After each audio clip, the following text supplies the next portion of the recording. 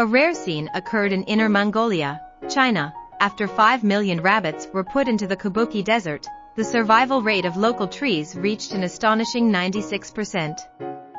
The reason was just a habit of the rabbits. So, what is going on, woolen cloth? China drives a rabbit into the desert. Not only did it turn the desert into an oasis, it also helped the locals make a lot of money.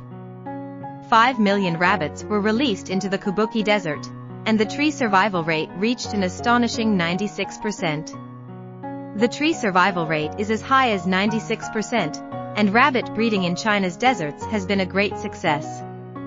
This achievement is due to the Chinese government's continuous efforts in desert control.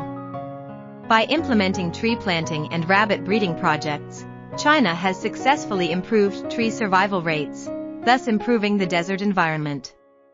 According to statistics, the tree survival rate increased from 513 to 1029.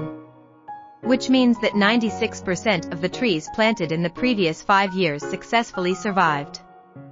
Raising rabbits in the desert also plays an important role, with their excrement used as fertilizer to help encourage tree growth.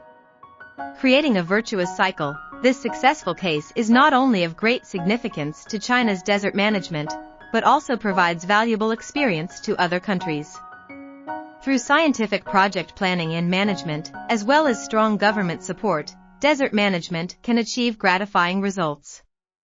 More importantly, this successful case shows the possibility of harmonious coexistence between humans and nature. As long as we can find the right method, we are expected to achieve sustainable development.